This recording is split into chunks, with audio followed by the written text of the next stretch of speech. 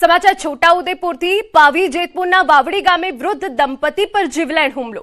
અજાણ્યા ઈસમો દ્વારા હુમલો કરાયો। હુમલામાં મહિલાને ગંભીર ઈજા થતા મોત, વૃદ્ધને ગંભીર ઈજા। વૃદ્ધ દંપતી વર્ષોથી પોતાના ખેતરમાં રહેતા હતા। લૂંટના ઈરાદે આવેલા લૂંટારાઓએ હુમલો કર્યાની આશંકા। પાવી જેતપુરના કરાલી પોલીસે તપાસ હાથ ધરી છે।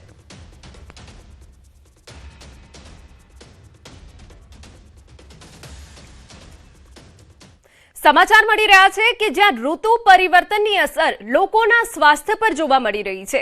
પાણીજન્ય અને મચ્છરજન્ય રોગચાળાના કેસોમાં વધારો થતા સોલા સિવિલ હોસ્પિટલની ઓપીડીમાં 10 થી 15% વધારો નોંધાયો। એક સપ્તાહમાં 15,593 ઓપીડી નોંધાઈ। ડેન્ગ્યુના 439 સેમ્પલમાંથી 41 પોઝિટિવ, જ્યારે મેલેરિયાના 913 સેમ્પલમાંથી 20 પોઝિટિવ કેસ નોંધાયા। સ્વાઇન ફ્લૂના 2 અને ટાઇફોઇડના 10 કેસ સામે આવ્યા। બાળકોની ઓપીડીમાં પણ 10% વધારો થયો છે અને ઝાડા ઉલટી, તાવ, શરદી ઉધરસના કેસમાં પણ વધારો જોવા મળી રહ્યો છે। દર્દીની વાત કરું રોગચાળાની તો ગયા અઠવાડિયામાં ઓપીડીમાં અમારે લગભગ 15,593 દર્દી નોંધાયા તથા દાખલ દર્દી 1300 દર્દી ગયા અઠવાડિયામાં નોંધાયા। અને જુદા ડિઝીઝની વાત કરીએ તો ડેન્ગ્યુ, મેલેરિયા, ચિકનગુનિયામાં લગભગ ડેન્ગ્યુના ગયા અઠવાડિયામાં 439 દર્દીના લોહીના નમૂના તપાસ માટે લેવામાં આવેલા જે શંકાસ્પદ હતા તેમાંથી 41 દર્દીના રિપોર્ટ પોઝિટિવ હતા તથા મેલેરિયાના 913 દર્દીના લોહીના નમૂના તપાસ માટે લેવામાં આવ્યા તેમાંથી 20 દર્દીના રિપોર્ટ પોઝિટિવ હતા। તો બાળકોની ઓપીડીમાં પણ 10% વધારો થયો છે। અમે આપને જણાવી દઈએ કે હાલ રાજ્યના અલગ અલગ જિલ્લાઓમાં ઋતુ પરિવર્તનની અસર એટલી ગંભીર જોવા મળી રહી છે જેના કારણે વાયરલ ફ્લૂ જેવા કેસોમાં વધારો થયો છે। સમાચારમાં આગળ વધીએ। પંચમહાલના કાલોલમાં મુંબઈ દિલ્હી ભારતમાલા હાઈવે કોરિડોરનો ઉપયોગ વિદેશી દારૂની હેરાફેરી માટે થતો હોવાનો ખુલાસો થયો। કાલોલ પોલીસે બાતમીના આધારે હાઈવે પર નાકાબંધી કરી હતી ત્યારે શંકાસ્પદ 2 કારને ઝડપી પાડવામાં આવી હતી। પોલીસે બંને કારની તલાશી લેતા તેમાંથી મોટી માત્રામાં વિદેશી દારૂ મળી આવ્યો હતો। વડોદરા તરફ લઈ જવાઈ રહેલા અંદાજે 3.11 લાખ રૂપિયાની કિંમતના વિદેશી દારૂના જથ્થા સાથે 3 ખેપિયાઓની ધરપકડ કરવામાં આવી। ઝડપાયેલા આરોપીઓમાં 2 સગા ભાઈઓનો પણ સમાવેશ થાય છે। પોલીસે બંને કાર સહિત દારૂનો જથ્થો કબજે કરી આરોપી સામે કાયદેસરની કાર્યવાહી હાથ ધરી છે। આ દારૂનો જથ્થો ક્યાંથી ભરવામાં આવ્યો હતો અને વડોદરામાં ક્યાં પહોંચાડવાનો હતો તેમ સમગ્ર હેરાફેરીના નેટવર્કમાં અન્ય કોણ કોણ સંડોવાયેલું છે તે અંગે કાલોલ પોલીસે વધુ તપાસ શરૂ કરી છે। સમાચાર ભાવનગરમાંથી નકલી દારૂથી 3 લોકોના મોત થયા હોવાની વિગત છે અને વધુ એક વ્યક્તિનું પણ શંકાસ્પદ મોત થયું। દારૂકાંડમાં મૃત્યુઆંક 4 પર પહોંચ્યો છે। 3ના નકલી દારૂથી મોત થયા છે જ્યારે એકનું શંકાસ્પદ મોત થયું છે। 3 લોકોના મોતની કલેક્ટર દ્વારા પુષ્ટિ થઈ છે। નરેન્દ્ર યાદવ નામના વ્યક્તિની મોતને લઈ શંકા। કુલ 19 લોકો નકલી દારૂના કારણે પ્રભાવિત થયા છે। અમારા સંવાદદાતા નીતિન વધુ વિગતે વાત કરવા જોડાયા છે। નીતિન, શું છે ઓવરઓલ અપડેટ? ચોક્કસ વાત કરીએ તો અત્યાર સુધીની આ ઘટનામાં હાલ 19 વ્યક્તિઓ છે તે આ ડુપ્લિકેટ દારૂના સેવનને લઈ અને પ્રભાવિત થયા છે, જેમાં 4 લોકોના સત્તાવાર મોત થયા છે અને 3 લોકોની સત્તાવાર મોતની જાહેરાત છે તે કલેક્ટર ભાવનગર દ્વારા કરવામાં આવી છે। અને એક મોત છે તે નરેન્દ્ર યાદવ નામની વ્યક્તિ છે તે મોતને લઈને હાલ શંકાસ્પદ એટલે કે શંકા જણાઈ રહી છે કે દારૂના સેવનથી એમનું મોત થયું છે અથવા તો અન્ય કોઈ બીમારીને કારણે મોત થયું છે। ઓવરઓલ પોલીસ દ્વારા પણ કાર્યવાહી છે તે હાલ તેજ કરવામાં આવી છે। જ્યારે જે મુખ્ય બુટલેગર છે તેમના ઘરેથી જે 230 બોટલો લાવવામાં આવી હતી ઉજ્જૈનના કોઈ વિસ્તારમાંથી અને તેમાંથી 130 બોટલ છે તે મળી છે અને પોલીસે તે બોટલ કબજે કરીને હાલ તો જે બુટલેગર છે તે વરતેજમાં તેમના ઘર ઉપર પોલીસ બંદોબસ્ત છે તે ગોઠવી દેવામાં આવે છે। બિલકુલ નીતિ, ખૂબ અગત્યની જાણકારી આપ આપી રહ્યા છો કે પોલીસે દારૂની બોટલ કબજે કરી છે। કલેક્ટર દ્વારા 3 લોકોના મોતની પુષ્ટિ કરવામાં આવી છે, પરંતુ શું આપની પાસે એવી કોઈ વિગત છે કેટલા સમયથી આ દારૂનો વેપલો ચાલી રહ્યો હતો? ચોક્કસ વાત કરીએ તો જ્યારે આ જે દારૂ છે જે અંગ્રેજી દારૂ તેમાં દેશી દારૂ ભેળવી અને આ દારૂ આ પ્રકારનો જે ડુપ્લિકેટ દારૂ છે તે બજારમાં અલગ અલગ વિસ્તારોમાં તેનું વેચાણ કરવામાં આવતું હતું અને જ્યારે આ સમગ્ર મામલાને લઈને જે એક પછી એક મોતના આંકડા સામે આવે છે તેને લઈને પોલીસ હરકતમાં આવી છે ત્યારે પોલીસની કામગીરી પર પણ સવાલ ચોક્કસ થઈ શકે કે પોલીસ આ જે 24 કલાકની અંદર તે બુટલેગરના ઘર લગીને પહોંચી જાય છે, અલગ અલગ બુટલેગરોની ધરપકડ કરે છે, ત્યાંથી દારૂની બોટલ પણ મળતી હોય છે, ત્યારે આ જ વિસ્તારના જે પોલીસ સ્ટેશનો આવેલા છે શું તેને ખ્યાલ નહીં હોય તેવા પણ પબ્લિક અને લોકોમાં છે તે સવાલો છે તે સામે આવી રહ્યા છે. જી બિલકુલ નીતિન, આ વિસ્તારમાં દારૂના કેટલા વેપલા આવા ધમધમી રહ્યા છે જેની ઉપર હવે સખત પોલીસ કાર્યવાહી જરૂરી છે? ચોક્કસ વાત કરીએ તો SMC ની ટીમ છે તે પણ ભાવનગરમાં આવી છે અને તેમના દ્વારા પણ આ સમગ્ર બાબત છે તેને લઈને મોનિટરિંગ કરવામાં આવી રહ્યું છે.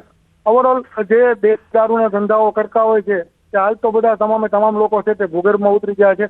થોડા સમય પહેલા તે સોશિયલ મીડિયામાં જે દેશી દારૂનો વેપલો હોય તેવા લોકોના નામ સાથેની પરચીઓ છે તે વાયરલ થઈ અને ત્યારબાદ તે પરચી છે તે ત્યાંથી ડિલીટ કરી નાખવામાં આવી છે. એટલે ચોક્કસ કહી શકાય કે કાંઈક ને કાંઈક પોલીસની કામગીરીને પોલીસના જે અલગ અલગ પોલીસ સ્ટેશનો છે તે વિસ્તારના કામગીરી પરના સવાલો ચોક્કસ પ્રમાણે ઉઠી રહ્યા છે કે શું પોલીસને આ વસ્તુ છે તે ધ્યાનમાં નહીં આવતી હોય. બિલકુલ, સવાલ તો છે જ અહીંયા.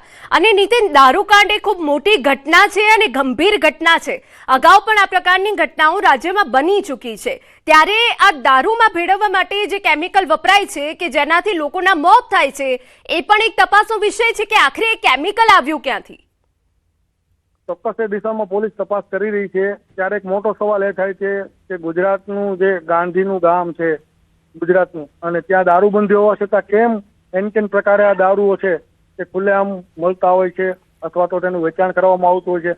એટલે કંઈક ને કાંઈક એવા શંકાના દાયરામાં પોલીસની કામગીરી આવે છે. કંઈક ને કાંઈક એવા કોઈ લોકો હશે પોલીસમાં જોડાયેલા કે તેની મીઠી નજર નીચે છે કે આવા દારૂના વેપલા છે તેનો જે ધંધો છે તે ફલો ફૂલો થતો હશે. જી બિલકુલ, સ્થાનિક લેવલે હાલ નીતિન પોલીસની શું કામગીરી છે બુટલેગર ઉપર એ વિસ્તારમાં? વિસ્તૃત માહિતી. પોલીસ જે આ પ્રકારની માહિતી જે કોઈ વ્યક્તિઓ દારૂના વ્યવસાય સાથે સંકળાયેલા અગાઉ તેમના રેકોર્ડ ચેક કરીને તેમને પોલીસ દ્વારા છે તે રાઉન્ડ અપ લેવાની જે કાર્યવાહી છે તે હાથ ધરવામાં આવી છે. હાલ પોલીસ વિવિધ વિસ્તારોમાં પોતે સર્ચ ઓપરેશન કરી અને આ જે દારૂના વેપલાઓના અગાઉ જે લોકોના નામ છે ત્યાં પણ પોલીસ દ્વારા ચેકિંગ કરવામાં આવી રહ્યું છે જુદી જુદી ટીમો દ્વારા. બિલકુલ, આભાર તમામ વિગતો બદલ. તો ભાવનગરમાં દારૂ કાંડ થયો છે જેમાં અત્યાર સુધી જે કલેક્ટરે મોતના આંકડાની પુષ્ટિ કરી છે 3 છે અને એકનું શંકાસ્પદ મોત થયું છે. तमाम विलेजेस में हमारी टीम आखिर रात जो है शोधखोળ करती હતી और સાથે સાથે જે તમામ અમદાવાદ જિલ્લાના જે 500 ગામડાઓ છે આજ સાંજ સુધી આજ રાત્રિ સુધી તમામ ગામડાઓમાં અમારી ટીમો પહોંચીને આ તમામ ગામડાઓમાં ચેકિંગ કરશે और આવા પ્રકારનો બનાવ ના બને આ તકેદારીને ભાગરૂપે આઈજી સાહેબની સૂચના મુજબ જુદી જુદી ટીમો. સમાચારમાં વાત હવે સુરતથી કરીએ. ડુમસમાં ક્રાઇમ બ્રાન્ચની મોટી કાર્યવાહી. ડુમસ ગોલ્ફ સાઇડ નજીક કન્ટેનર ટ્રક ઝડપાયો. ટ્રકના ડ્રાઈવરની કેબિનની છત પર બનાવેલા ચોરખાનામાંથી દારૂ મળ્યો હોવાની વિગત છે. ચોરખાનામાંથી દારૂની 288 બોટલ મળી આવી. પોલીસે 16.25 લાખથી વધુનો મુદ્દામાલ કબજે કર્યો. દારૂ સહિત 10 લાખની ટ્રક અને ફોન પણ કબજે કર્યા. હરિયાણાના 27 વર્ષીય ટ્રક ડ્રાઈવર ચાંદ સતનારાયણ ભારદ્વાજની ધરપકડ. પૂછપરછમાં હરિયાણાના ટ્રક માલિકે ચોરખાનામાં દારૂ ભરાવ્યો હોવાનું સામે આવ્યું. સુરતમાં દારૂ મંગાવનાર વ્યક્તિના લોકેશનની રાહ જોવાતી હોવાનો ખુલાસો. હરિયાણાથી દારૂ મોકલનાર અને સુરતમાં મંગાવનાર ઇસમો વોન્ટેડ. ઝડપાયેલા આરોપીઓને 3 દિવસના પોલીસ કસ્ટડી રિમાન્ડ મળ્યા છે. સમગ્ર દારૂ હેરાફેરીના નેટવર્ક અંગે ક્રાઇમ બ્રાન્ચની હવે વધુ તપાસ.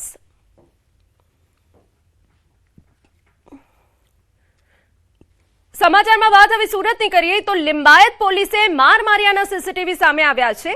23 જુલાઈએ દુકાનદારને માર માર્યો હતો. સીસીટીવીમાં 2 પોલીસકર્મી વાળ ખેંચતા જોવા મળ્યા. એક પોલીસકર્મી લાફા મારતો અને અન્ય પોલીસકર્મી દંડો મારતો હોવાનો વિડીયો સામે આવ્યો. પોલીસકર્મી મનોજ કુમારના ખભા પર પગ મૂકતો હોવાનો પણ સીસીટીવીમાં દાવો થયો છે. સીસીટીવી ફૂટેજ અમે આપને બતાવી રહ્યા છે. હાઈકોર્ટમાં પિટિશન બાદ 8 ઓગસ્ટે ભાઈ સાથે અપશબ્દો બોલ્યાનો પણ આક્ષેપ. 1.5 મહિના સુધી પોલીસે કાર્યવાહી ન કર્યાનો આક્ષેપ. પીડિતે કમિશનરને કરી હતી અરજી. પીડિતે હાઈકોર્ટનો પણ ખખડાવ્યો હતો દરવાજો.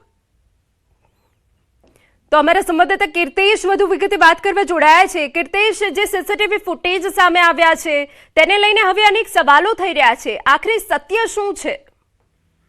બિલકુલ, આ સીસીટીવી સુરતના લિંબાયત વિસ્તારના છે. 13 જુલાઈએ રાત્રે પોલીસ દ્વારા એક યુવકને માર મારવામાં આવે છે. 1-2 નહીં પણ 250 કરતા વધારે દંડા માર્યાનો આક્ષેપ મનોજકુમાર નામનો વ્યક્તિ કરી રહ્યો છે. 1.5 મહિના સુધી તેની સાથે થયેલી ઘટનાની ફરિયાદ કરવા છતાં પોલીસે ફરિયાદ નથી લીધી. જોકે આ સમગ્ર મામલે મનોજ દ્વારા હાઈકોર્ટમાં પિટિશન દાખલ કરવામાં આવી છે અને જે દિવસે પિટિશન દાખલ કરવામાં આવી છે ત્યારબાદ પણ પોલીસ દ્વારા તેમને હેરાનગતિ કરવામાં આવતી છે. ખાસ કરીને આ સમગ્ર મામલાને લઈને જ્યારે પિટિશન દાખલ કરી ત્યારબાદ 8 ઓગસ્ટે પોલીસ દ્વારા મનોજના